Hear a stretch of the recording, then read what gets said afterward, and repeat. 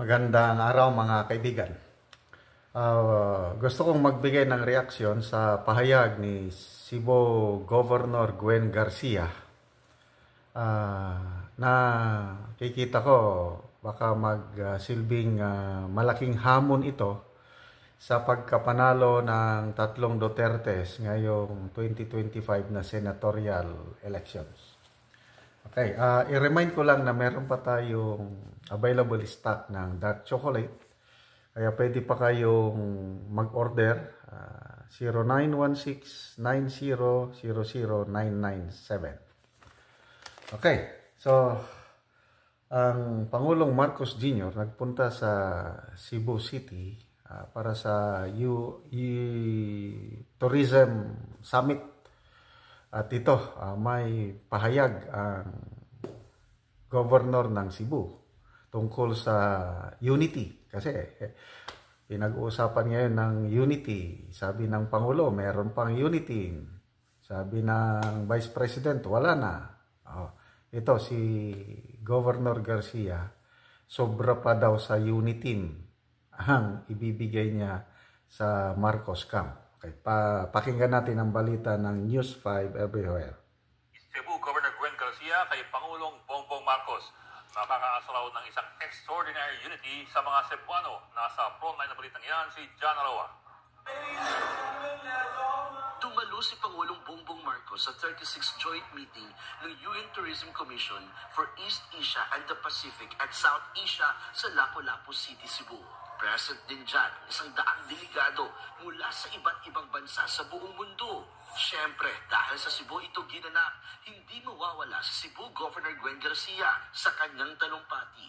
Hindi lang simpleng unity ang kanyang ibinida, kundi extraordinary raw na pagkakaisa ng mga Cebuano. This island, you're right here on it. It is called Cebu. Too often we dream of unity. We speak of unity. And yet somehow, we fail to achieve it. But not so in this beautiful, charming island of Cebu. There's an extraordinary unity. Natawa na lang si PBBM sa talumpati ng gobernadora, pero naging seryoso ang usapan nang muling ihayag ni Garcia ang suporta kay Pangulong Marcos, lalo't isang vote rage na probinsya ang Cebu. With a man who called for unity. Well, Mr. President, our delegates who just had a crash course on Philippine politics, may I now say that the unity that we proved in that historic year and historic election of 2022 is now stronger than ever right here in this island of Cebu. Noong nakaraang buwan lang, matatandaan nag-resign si Garcia bilang miyembro ng PDP, ang partidong pinamumunuan ni dating Pangulong Rodrigo Duterte. No comment naman si PBBM tungkol sa suporta sa kanya ng gobernadora. Nang pagkakataon na niya magsalita, pinuri ni PBBM ang mga achievement na anak ni Governor Garcia na si Tourism Secretary Cristina Frasco. Binigyang diin ng Pangulo ang kahalagahan ng turismo sa pagpapalago ng ekonomiya. Nagbabalita mula sa frontline, John Aloa, News 5. Okay, so magbigay lang ako ng komento sa turismo, no? In fairness, dahil napakaganda ang Pilipinas, madami talagang turista na bumibisita sa ating bansa. So, nakakatulong ito sa ating ekonomiya. Sana mapalago pa ang tourism industry sa ating bansa. So maganda itong summit na ito sa tourism. Okay?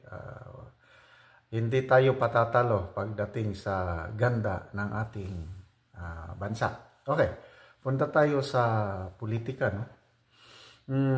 Matatandaan ninyo talagang ang daming boto na ibinigay ng Cebu sa unity team nung nakarang election.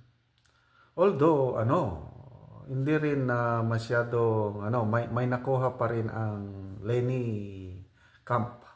Hindi naman sila totally na zero, okay? So, ang talagang connection ng mga Garcia noon is through kay Inday Sara. Lala nyo, ang roots ng Pangulong Duterte is dyan sa Visayas. I don't know kung saan. Basta,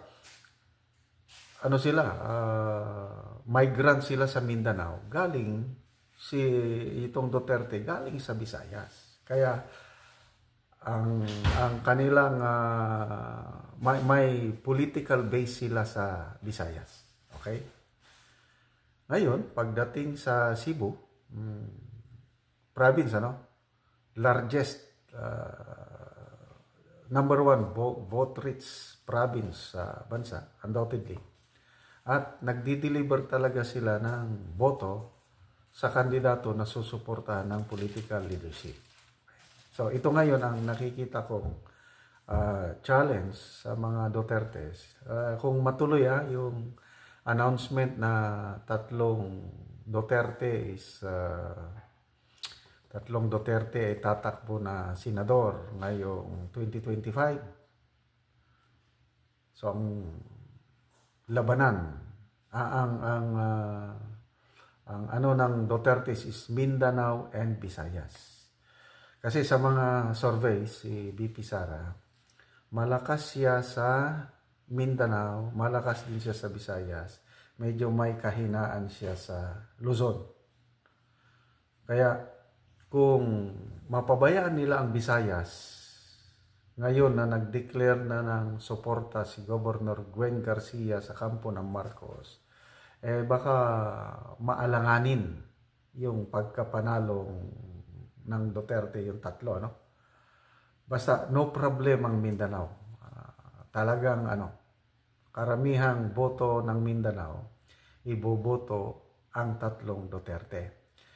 Ngayon, pagdating sa Cebu at makakuha pa rin sila ng boto, total, naman yun 12 senators ang bubutuhan.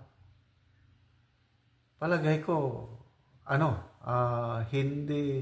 hindi naman i-zero ng mga Visayas ang mga Duterte.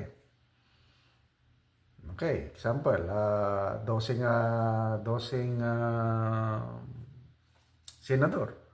O pwede ang mga Bisaya, boto sila ng 6 sa Marcos Camp, may nalalabing 6, I believe, madadala pa rin itong tatlong Duterte kasi nga yung connection nila sa pagiging Bisaya.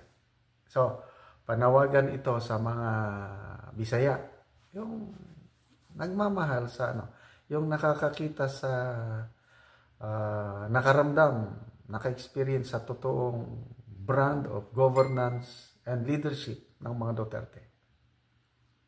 Huwag niyong pabayaan ang mga Duterte sa 2025. So as early as now, yung mga Bisaya, gumalaw na kayo kasi talagang start na ito ng advanced political activity for 2025. Napaka-crucial po ang election by 2025. Pag manalo itong tatlong Duterte, malaking sakit sa ulo ng administrasyon at malaking tulong ito sa later on pagiging kandidato ni BP Inday Sara na presidente. Hopefully kasi medyo may konting patibong yung statement niya na hindi siya kakandidatong presidente by 2028. Si Basti ang tatakbo by 20, siya naman si BP Sara magmamayor na lang, something like that. Konting style Duterte talaga ito. So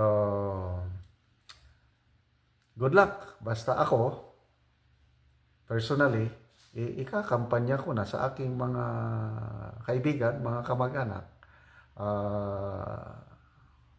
mga kapwa ko Ilocano. Alam ko marami na ring mga Ilocano na nakakita sa katotohanan.